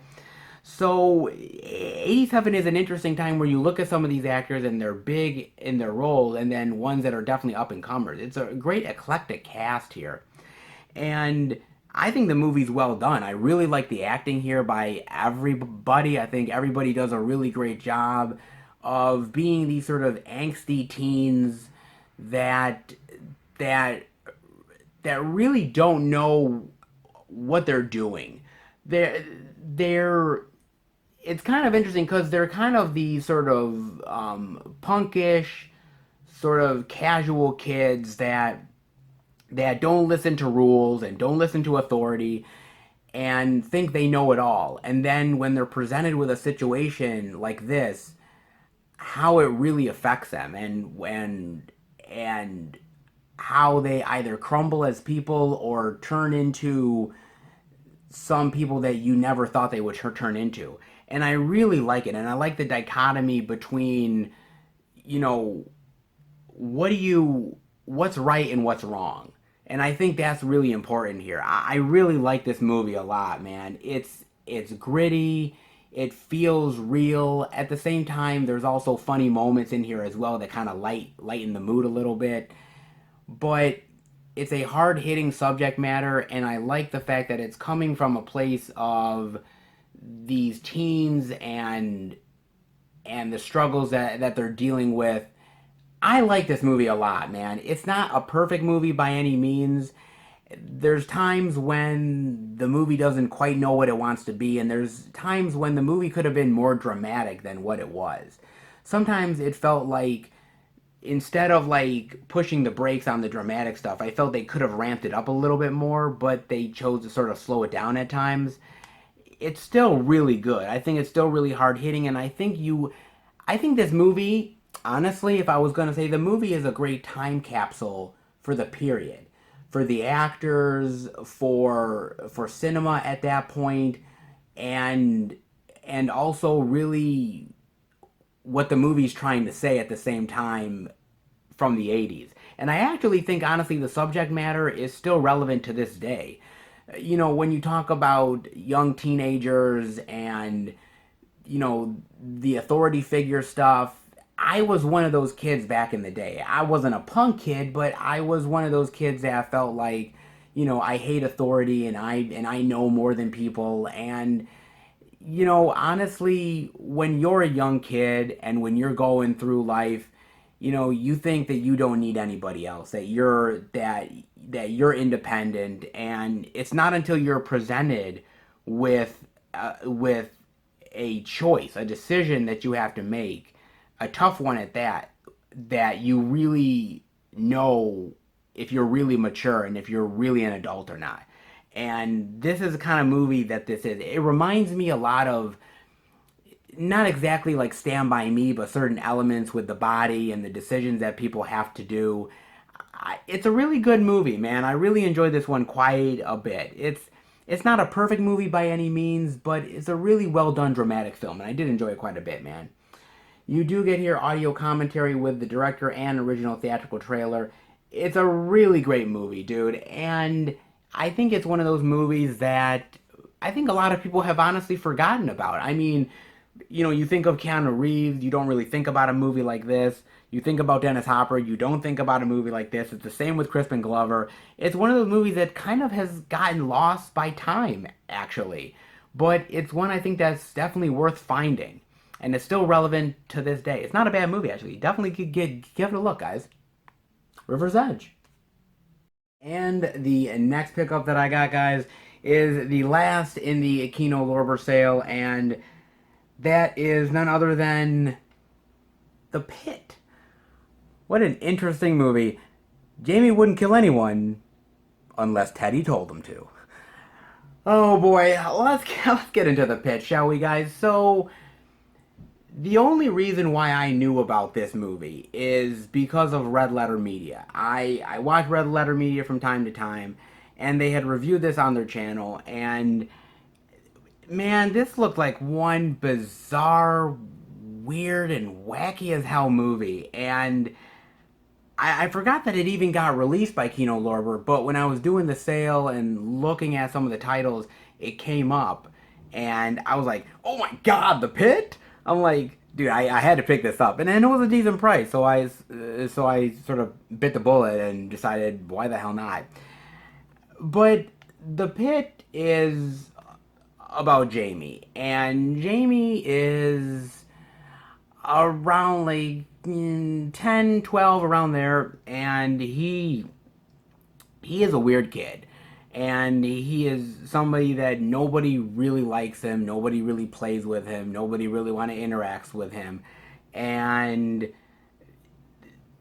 he has his friend Teddy, who is his teddy bear, but he also ends up saying that he has these other friends, and these other friends happen to be these sort of ancient troglodytes that are in this hole that he sort of one day finds, and he sort of considers them his friends, and he wants to feed them, and he realizes, well, they don't like chocolate, and they don't like some of the regular stuff. No, they want meat, they want flesh, they want human body parts, and that's what he ends up feeding them. The people who wrong this kid, the people who he hates, the people who pick on him, they're going down that hole, man. And it's the story of just this demented kid, man. And good lord, I didn't know what to expect with this movie, man. I had no idea. I mean, I had seen Red Letter Media review it, so I kind of knew going in, but I still didn't know everything. And this movie, man, was one hell of a trip, dude. It really honestly is. This kid is so bizarre and so, really weird and out there, man. I mean, you kind of feel sorry for the kid, but at the same time, like, you have this babysitter, older babysitter that's babysitting him, and he's kind of like, he's watching her, and he kind of is kind of into her, and it kind of creeps you out a little bit because he's like 10 or 12 years old, and this chick has to be like between 18 or 20, or you're a little older, and you're like, okay, this is some odd shit, man. And so you're just like what is going on here with this kid? On top of the fact that these weird troglodyte creatures, like the design of them is really cool with like the glowing eyes and sort of that stuff. I thought that design really worked, but what this kid does, man, I mean, he will honestly kill anybody who has wronged him. It doesn't matter whether it's the bully at school. It doesn't matter whether it's this chick's boyfriend that has gotten in the way. He even fucking kills the little old lady in the goddamn wheelchair because she tells him to be mature. Well, fuck that bitch. She's going in the goddamn hole, man. Like it's like, damn, man. What? Really? Like, man. Like, don't wrong this kid. Don't fuck with him, man. Like, good lord. Wow. Jesus, man. This is kind of really demented. I'm not gonna lie, man. And at the same time, there's this weird stuff with his teddy bear where you're like, his teddy bear is talking to him. So, is it all in his head? Or is the teddy bear actually talking to him?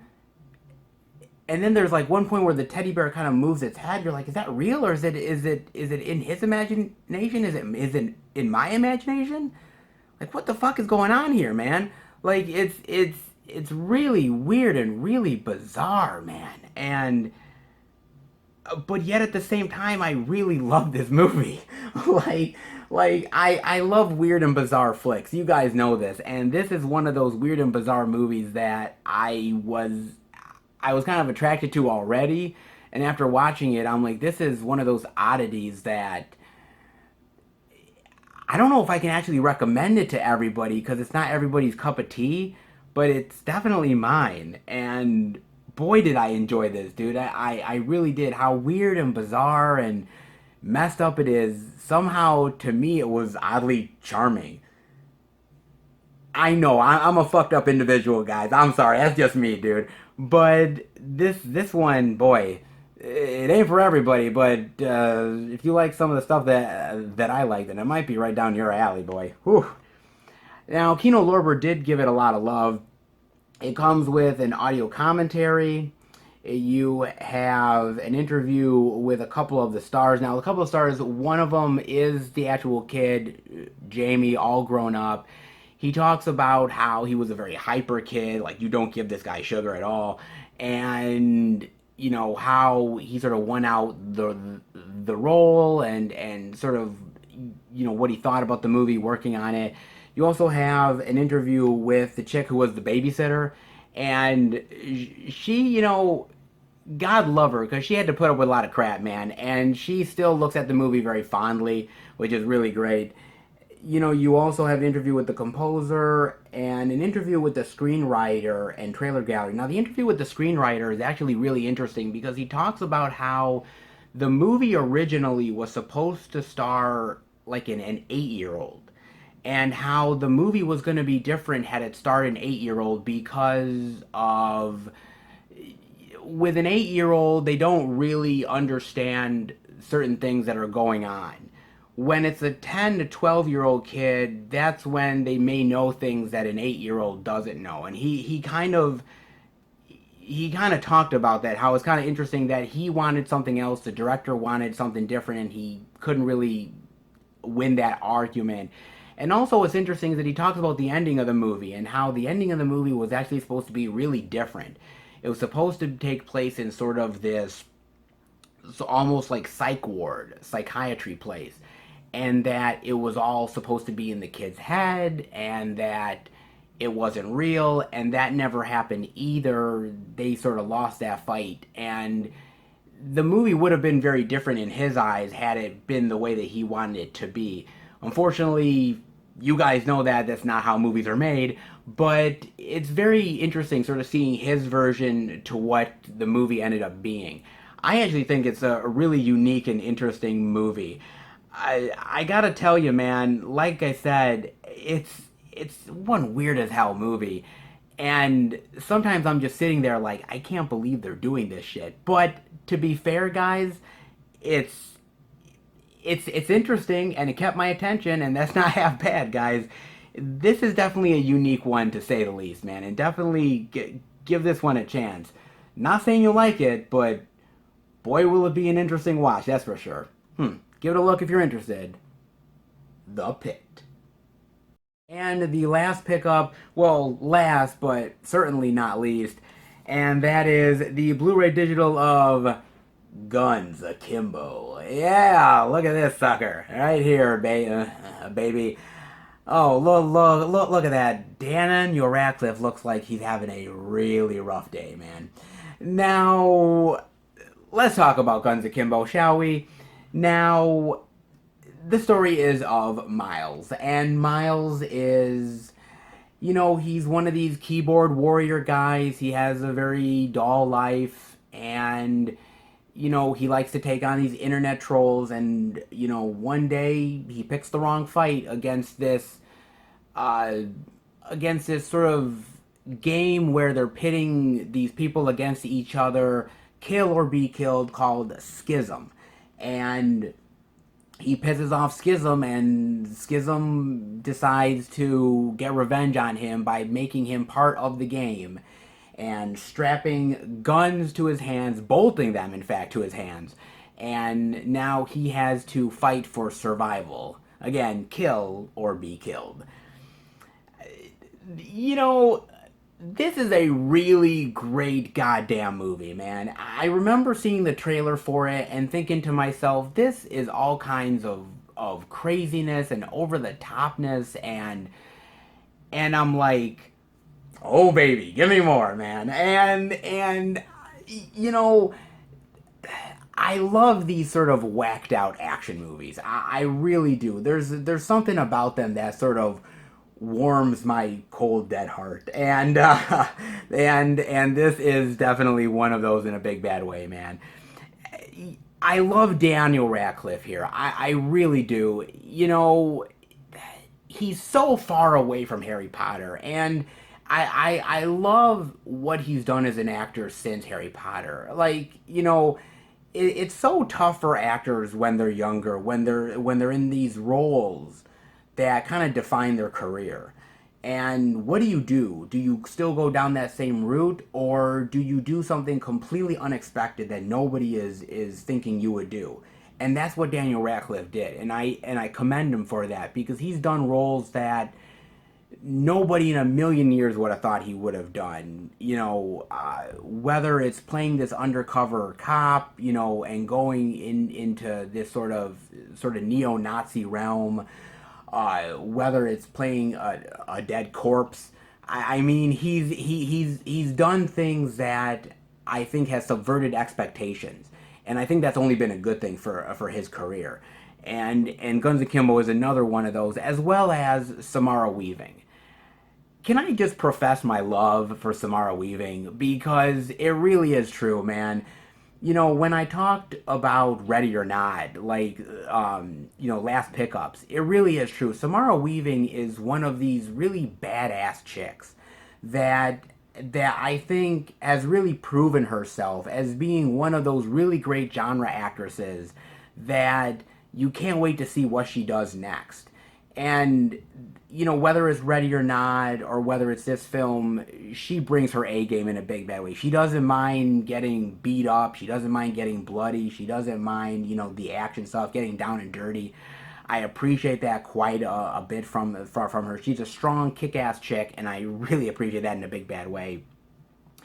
And the action here is sick and insane, man.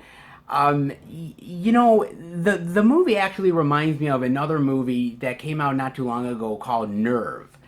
And it has sort of the same idea, this sort of role-playing game of, you know, people pitted against each other and, you know, having to survive. But I think this movie does it better than Nerve does.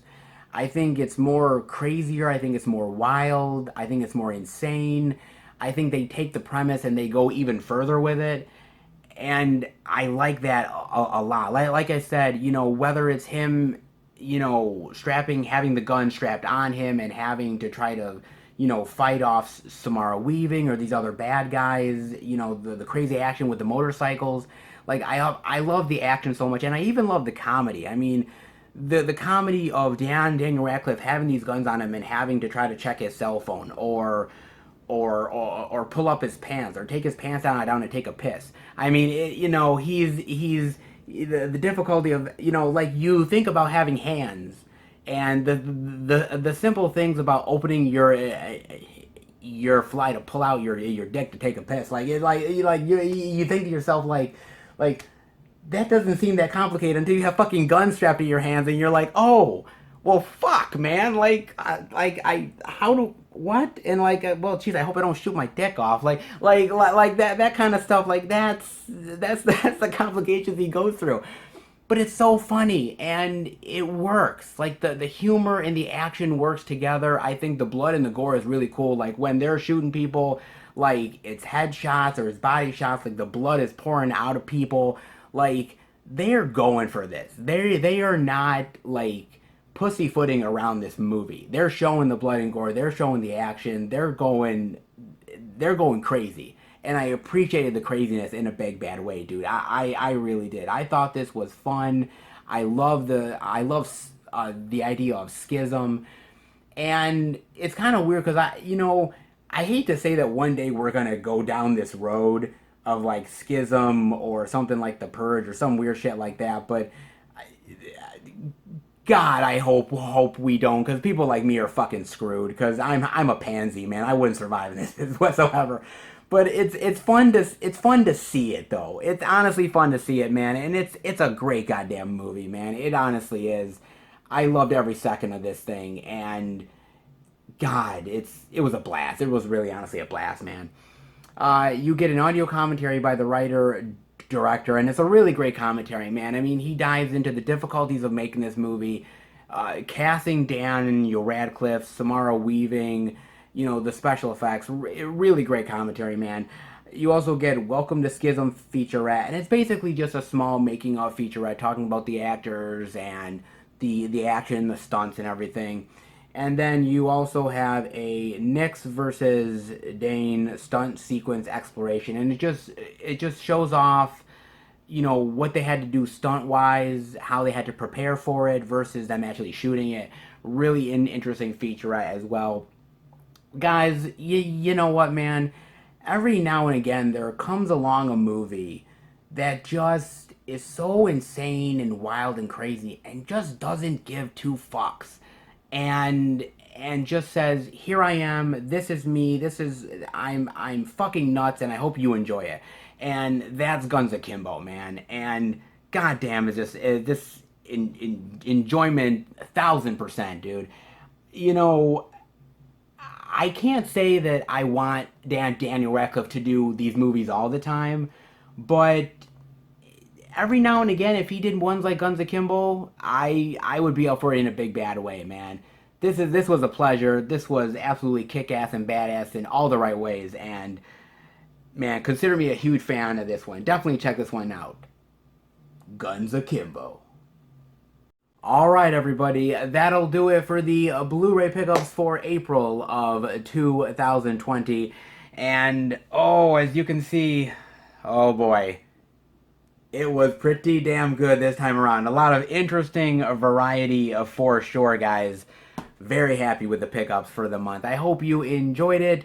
If you did, definitely give it a thumbs up. And now we are headed towards the May pickups. Now, you know, guys, I'm going to be honest with you. I have loved all of the pickups that I've gotten for 2020 so far. It has been a really great, plentiful month for physical media in general. All of the year so far has. But honestly, May is the best yet. And that is saying a lot, man. I mean, I'm going to get a lot of retro titles. Oh, man. A lot of collector's editions, limited editions, a lot of out-of-print titles as well. I mean, a lot of really great out-of-print releases that I have in that pickups, dude. I am so excited to show you eventually, guys. It's going to be a great haul. But in the meantime, again, I hope you enjoyed the video. Definitely let me know what you picked up for the month of April. I am dying to find out some really great stuff that came out in April. There was a lot of really great sales and some really great new releases, so a lot of cool stuff. Hope you guys picked up something good. And if you're new to the channel, welcome. Check out the other Blu-ray pickup videos I've done, the Blu-ray DVD out and about videos I do every single Tuesday, the movie reviews I do with my friends, movie hunting, and much more. If you're a fan of movies and physical media, hit subscribe and become a part of the Film Fan Nation. I want to thank my wonderful subscribers. You guys are, you know, I've said it time and time again, and I really do mean it. You guys are some of the best on YouTube. I love how you guys, you know, give me a lot of great feedback and wonderful comments and liking the videos. And you guys give me a lot of love, and I hope I give the love right back to you guys. So thank you so much. So if you like how I talk about movies and physical media, definitely hit subscribe and keep up to date with everything I'm doing through Instagram, Twitter, and Facebook. FilmFan108. Keep up to date with everything I'm doing, plus special pictures and videos I do from time to time on social media as well. Alright, guys. Well, another plentiful month down and another great one coming up very soon. I will see you then. In the meantime, take care, everybody, and happy hunting.